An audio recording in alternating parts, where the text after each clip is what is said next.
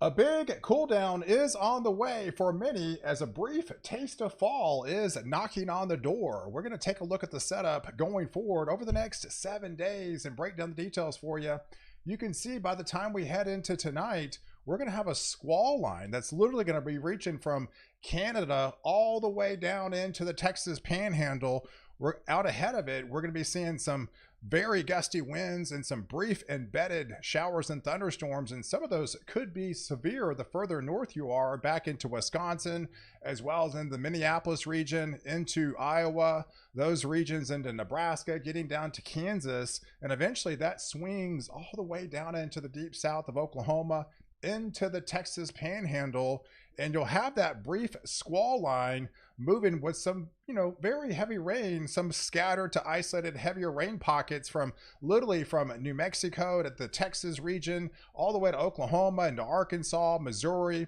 That actually extends all the way into the Ohio Valley, lifting even up into Canada, folks. This is going to be a pretty long, elongated squall line, and back behind it, we are going to be experiencing some cooler conditions and even some brief fall-like conditions for many, as those temperature anomalies will be dropping on the backside. So you'll have that initial push of cooler air, then you'll have reinforcing shots of cooler air as the cool front starts to slow down as we head into the weekend, into early next week, keeping those rain chances alive. So you can actually see it on the precipitable water image where the dry spot is back behind it. So back behind this cool front, you are going to be experiencing some drier conditions for all those areas into brown. You're going to be kind of begging for rain. It's going to be pretty dry for much of Oregon and Washington and much of California,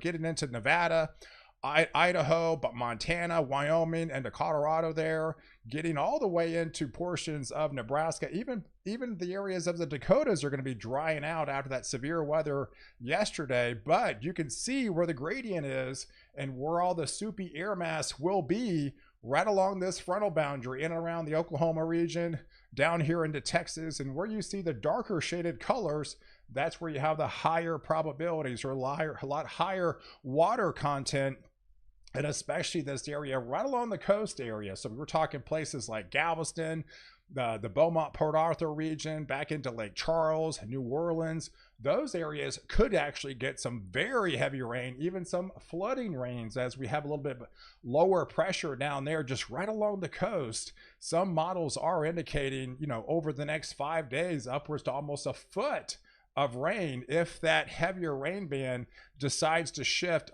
just a little bit further north. But further inland, you're going to be dealing with some beneficial rains for those areas into Kentucky, back into areas of western Tennessee where they have been really dry as of late. Even some areas into West Virginia will definitely get some beneficial rain showers, and it's all complements of just literally this slow moving front. So here's the setup even on Sunday morning as we go through Sunday morning. So you'll have that first initial push come through, and then we'll have a secondary push of cooler air that will add its own instability and more showers and thunderstorms, and some of these actually could turn severe heading into Sunday in places like northern portions of Wisconsin, as well as into Michigan, while further south you're just dealing with that light to moderate showers activities at times, with more isolated to scattered activity along this frontal boundary.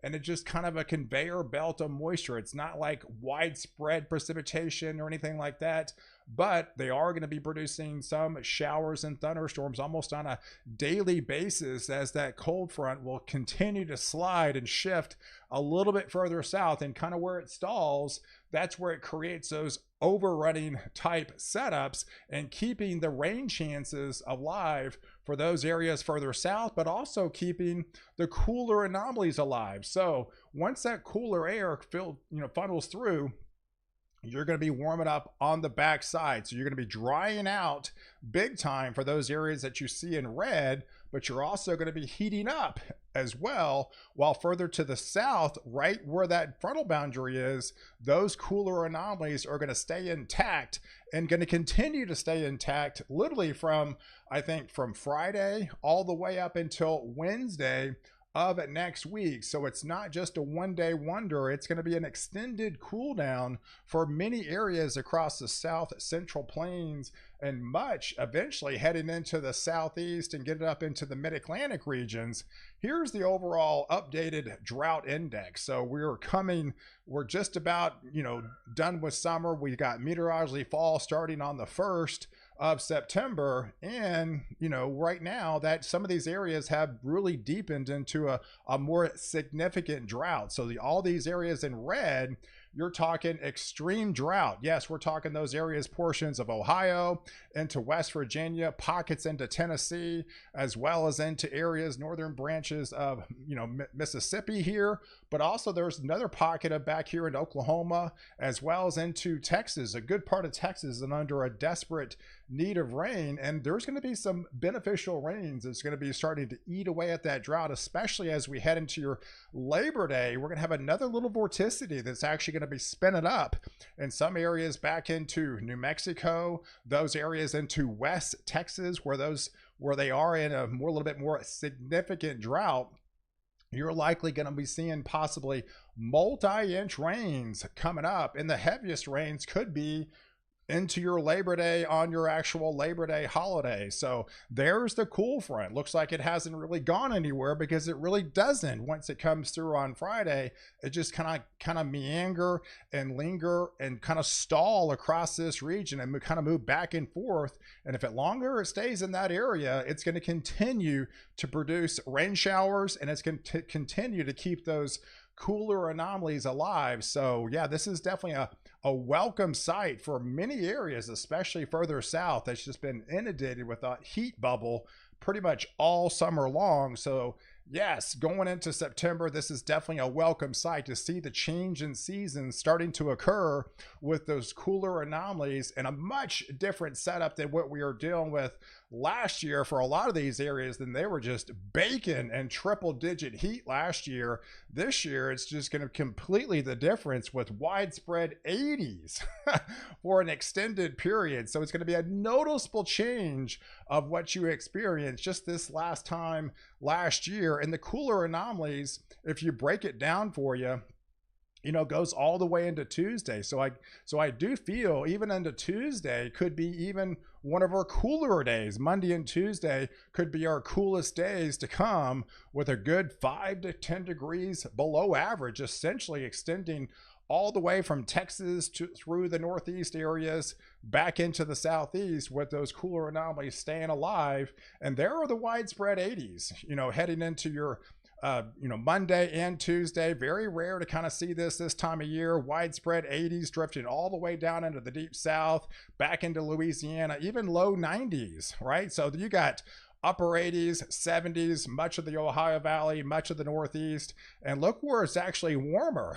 on the backside. Yes, we're talking Montana checking in at 93 degrees. Those areas in North Dakota back into the lower 90s, while much of the areas further south kind of flip-flop the pattern, and you're cooling off from what the 100-degree heat that you were seeing for an extended period of time. But it does get a little bit interesting as we head through the middle of next week. So anytime you have a frontal boundary that's just going to meander and stay closer to the Gulf Coast, you always got to watch for some lower pressures that are going to be sneaking into the Gulf. And of course, we're prime time, hurricane season right now, and September is definitely one of your busier months. And we'll be looking at the Gulf of Mexico by the time we head into the middle of next week, because we've got a little bit higher water vapor content trying to drift right down here off the coast. We could be looking at possibly a homegrown type system trying to develop. And yet there's another system that's actually coming off the African coast now that tries to get its act together. So I do feel by next weekend, we might be looking at possibly a storm in the Caribbean. So, but for right now, we've got, about 20 to 30% probability, a little bit of a homegrown system trying to develop right off the coast of Louisiana. but maybe by the time we head into, after Labor Day, heading into, say, Tuesday and Wednesday of next week. So we'll be watching this area of low pressure that's already going to be inundating with some heavier flooding rains. So it does have a low probability of trying to spin up something tropical, but nonetheless, this is going to produce very heavy rainfall. But besides that, here's the breakdown over the next 7 days. So here's the definite noticeable dry slot back behind that cooler air mass with all that brown shaded areas. You're begging for a drop, little to no rain whatsoever for about a 7-day period.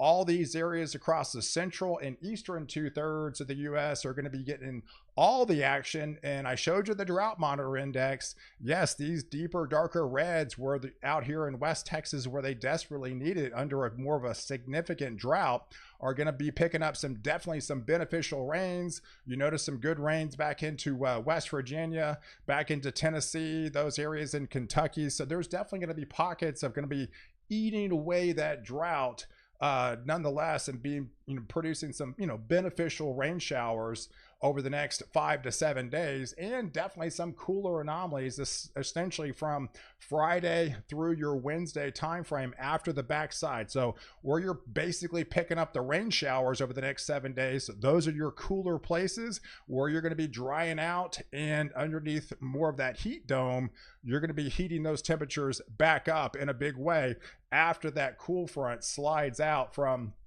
northwest to southeast. But heading into next weekend, we'll definitely have to be watching these waves that come off the coast of Africa.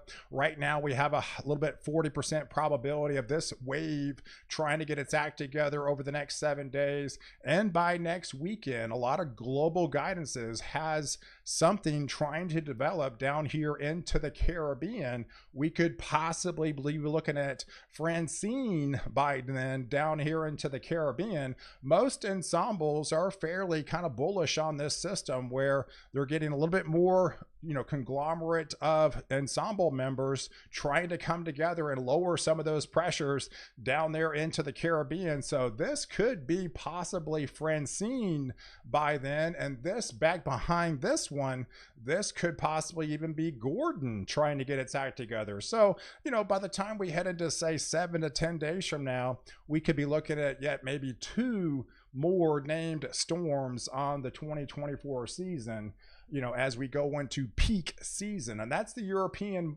ensembles. Here's the overall GFS ensembles, not quite as bullish as the European, but nonetheless, right now the National Hurricane Center has highlighted 2 tropical waves that they're definitely keeping an eye on. And the ensemble members on both the European and GFS are kind of, decently fairly bullish with this system, trying to form this into either Francine or yet even Gordon back behind this one. So we'll definitely be keeping an eye on these systems after the cool front moves out. So guys, I appreciate you guys watching. Do like this video, definitely hit the subscribe button, and catch the next update while I protect you before and after the storm.